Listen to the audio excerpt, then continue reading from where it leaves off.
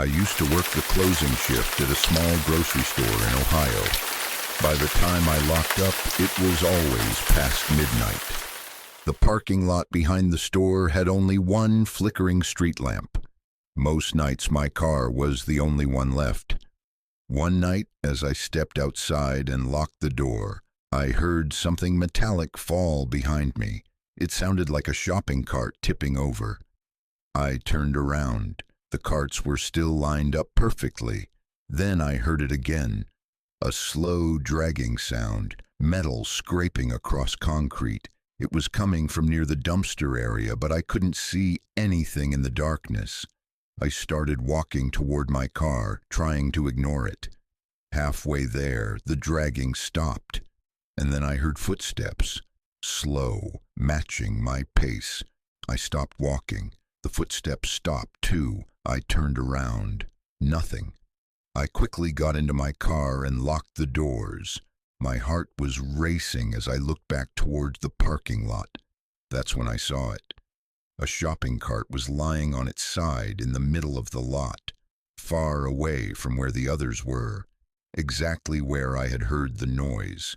I never saw who moved it, but I quit that job 2 weeks later. I just felt alert, like my body knew something was wrong.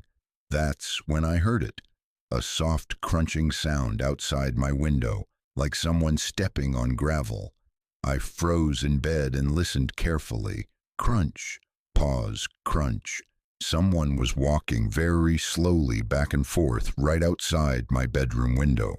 My apartment is on the first floor, and there's a small strip of decorative gravel directly under that window. I didn't move. I didn't even reach for my phone. Then the footsteps stopped, right in front of the window. I could see a faint shadow through the blinds from the parking lot lights outside. Someone was standing there, just standing. Minutes passed without a sound. Then suddenly, 3 slow knocks hit the glass. I jumped out of bed and ran to the living room to grab my phone and call 911. When the police arrived and checked outside, they found fresh footprints in the gravel, leading to my window, and then walking away toward the street. No one was there. I never sleep with the blinds open anymore. For at least 20 minutes. Then I noticed headlights appear behind me. At first, I felt relieved to see another vehicle on the road, but something felt strange. The car behind me wasn't trying to pass. It wasn't falling back either. It stayed at the exact same distance for miles. Every time I slowed down slightly, it slowed down too. When I sped up, it matched my speed. I tried switching lanes. It did the same. I couldn't see the driver because the headlights were too bright. After about 10 minutes, I decided to pull into a small roadside rest stop. I slowed down and turned in. The car behind me kept driving past without stopping. I felt silly for being paranoid. I parked, stepped out, and stretched for a moment. That's when I noticed something that made my stomach drop.